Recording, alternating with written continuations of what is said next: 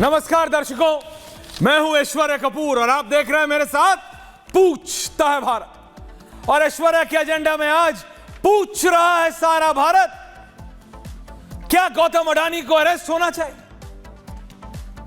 पूछता है भारत,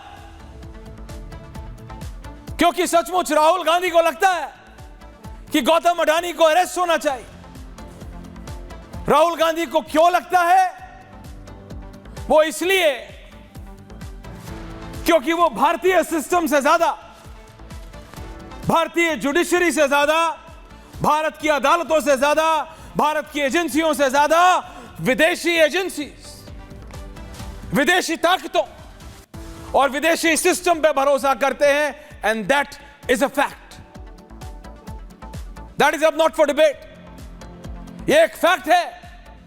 अमेरिका ने कह दिया तो पत्थर की लकीर हो गई। आप सोचिए, इससे पहले कि मैं आगे बढ़ूं, शहजाद को वेट करना पड़ेगा। तो बात सिर्फ इतनी है, एक केस है। गौतम अडानी 150 मिलियन के आसपास के बॉन्ड लेने अमेरिकन इन्वेस्टर्स के पास गए थे, अमेरिकी बिजनेसमैन के पास गए थे। वो लिया नहीं है पैसा, लेना था, लिया नहीं है। और गौतम अडानी को डिफेंड करने की जरूरत नहीं। बात है वाया गौतम अडानी किसी के कंधे पे पैर रख के बंदूक की नली कहां है? इशू वो है, इशू वो है। अगर राहुल गांधी ने आज प्रेस कॉन्फ्रेंस सिर्फ एक बिजनेसमैन या एक इंडस्ट्रियलिस्ट गौतम अडानी पे की होती, तो लेट गौतम अडानी और anyone for that matter defend for himself. But for God sake, Gautam Adani चौराहे पे खोमचा लगाने वाला नहीं है बॉस। कितने लाखों लोगों को नौकरी देता है, सिर्फ अडानी नहीं, अंबानी, कितने और इंडस्ट्रियलिस्ट आप नाम लीजिए, टाटा, बिरला, डालमिया, सब कितने लाखों लोगों को देते हैं नौकरी। और यह बात समझ आनी चाहिए हमको भी कि विदेश में बैठे ये जो बिलियनर्स और मल्टी बिलियनर्स और ट्रिलियनर्स बैठे हैं, इनको अच्छा नहीं लगता है।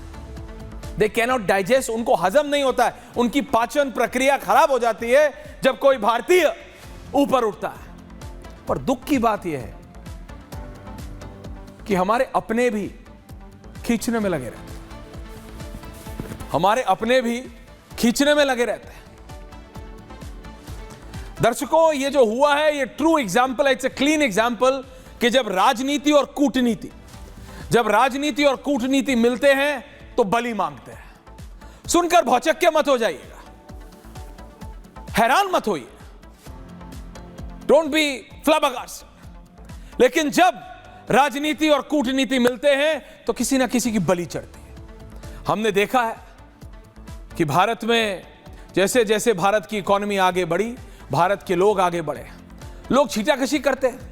दर्शकों, साफ बात है, अपने सवाल पूछे ना तो दुख नहीं होता, अपने छींटाकशी करें तो समझ आता है भाई अपने टांग खींच रहे हैं, क्योंकि आखिर में अपने अपने होते हैं। ये कोई पिक्चर का डायलॉग नहीं, लेकिन रियलिटी है। दर्शकों, ये विदेशी ताकतों पे भरोसा, विदेशी ताकतों पे भरोसा, किसान आंदोलन में किसानों से ज्यादा रेहाना पे भरोसा, ये राहुल गांधी कर सकते हैं और उनकी पार्टी कर सकती है। आखिरकार हुआ क्या? किसानों ने किसको जिताया? ये आपने भी देखा और हमने भी देखा। भाई, पूछता है भारत, आप बताइए ना, ये हिंडनबर्ग की रिपोर्ट से लेके आज तक कभी आप एक बिजनेस हाउस को टारगेट करेंगे, कभी आप दूसरे बिजनेस हाउस को टारगेट करेंगे। ये सब विदेशी ताकतें हैं, ये सब अमेरिकन डीप स्टेट है। वो क्यों कर रहा है, किस लिए कर रहा है? अमेरिका में तख्ता पलट हुआ है, जो बाइडेन इज गॉन, ये जाते जाते पार्टिंग गिफ्ट है, रिटर्न गिफ्ट है। वो पार्टिंग गिफ्ट किस लिए दिया है? अमेरिकन डीप स्टेट ने भारत को, बताऊंगा आपको भी थोड़ी देर। लेकिन चाहे वो गौतम अडानी हो या मुकेश अंबानी हो या कोई भी और बड़ा जिसके ऊपर सवालिया निशान लगता है, भाई they are not capable, they are more than capable. उनकी काबिलियत आप और हम सबसे ज्यादा अपने आप को डिफेंड करने की करेंगे, अपने आप को डिफेंड, उनको डिफेंड करने थोड़ी ना बैठा है कोई। लेकिन बात तब होती है जब नेता प्रतिपक्ष leader of opposition Rahul Gandhi आते हैं और कहते हैं Narendra Modi is done that, ये सब बीजेपी करा रही है, ये सब मोदी करा रहे हैं। तो भाई क्लियरली बोलो ना, कंधा ढूंढ रहे हो। ये बोलचाल की भाषा में आप और मैं दर्शकों दोनों समझते हैं कंधा किसे कहते हैं। ये राहुल गांधी को अगर गौतम अडानी का कंधा चाहिए तो बता दो भाई कि कंधा है। किसी के कंधे पे रख के बंदूक चलानी है तो बताओ कि अडानी और अंबानी के कंधे पे बंदूक रख के मोदी को टारगेट करना है। वहां मुझे प्रॉब्लम होती है। अडानी और अंबानी ओवरनाइट बने हैं क्या? 14 से पहले अंबानी और अडानी एग्जिस्ट नहीं करते थे क्या? बताइए ना, बताइए ना। अहमद पटेल, स्वर्गीय अहमद पटेल जो चले गए, बोलना नहीं चाहिए, लेकिन कांग्रेस के बड़े बड़े नेता से क्या नहीं मिलते थे? अंबानी अडानी, आप किताबें पढ़िए, लोगों से बात कीजिए उस समय के। अंबानी परिवार को सपोर्ट, बिजनेस में सपोर्ट, किस तरह से सपोर्ट, पॉलिसी चेंजेस, ये सब क्या बीजेपी ने किया था क्या? किसके कहने पे किया था, किसने किया था, सबको पता है। लेकिन आज बात बाहरी ताकतों की हो रही है। ये बाहरी ताकतों की मदद से जो भारत के प्रधानमंत्री पे लालछन लगाना या एलिगेशन लगाने की कोशिश हो रही है, इज इट राइट? और क्या अभी भी हम देख नहीं पा रहे हैं दर्शकों? क्योंकि मैं सिर्फ इतना कह रहा हूं कि गौतम अडानी ये जो अब ये श्रृंखलाबद्ध तरीके से देखिएगा, अमेरिका के राष्ट्रपति जो बाइडेन थे, दीपक दादा, बांग्लादेश में तख्ता पलट होता है। शेख हसीना को भारत ऑफिशियली नहीं, लेकिन last known position of Sheikh Hasina Delhi का हिंडन एयरबेस था। उसके बाद क्या है मुझे नहीं पता, वो भी एक सवाल है, पूछता है भारत। लेकिन बात इतनी है, वहां पे नए नेता आते हैं बांग्लादेश में, आते ही मदद मांगते हैं किससे? गौतम अडानी से, कि भाई हमें कंसेशन दे दो।